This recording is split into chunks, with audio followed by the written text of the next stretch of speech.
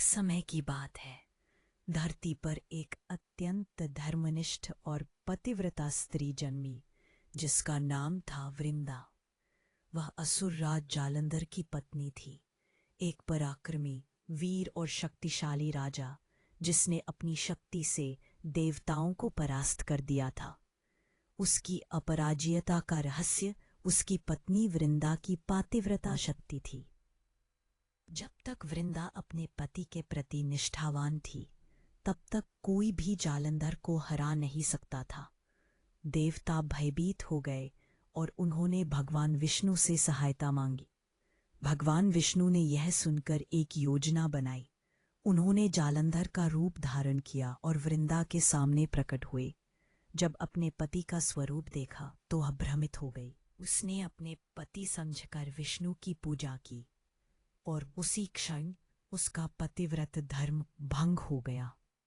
उसी पल युद्ध भूमि में असली जालंधर मारा गया। वृंदा को सच्चाई पता चली तो उसका हृदय रोष और पीड़ा से भर उठा। वह बोली, हे विष्णु, आपने मेरे धर्म का अपमान किया है।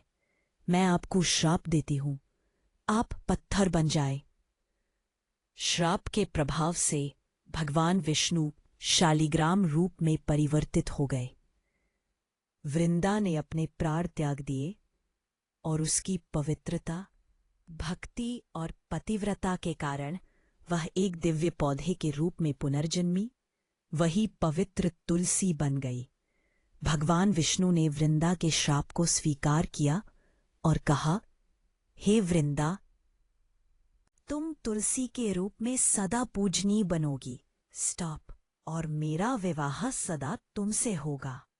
इसीलिए हर वर्ष कार्तिक शुक्ल एकादशी यानी देव उठनी एकादशी के दिन तुलसी और शालग्राम विष्णु का विवाह धूमधाम से मनाया जाता है।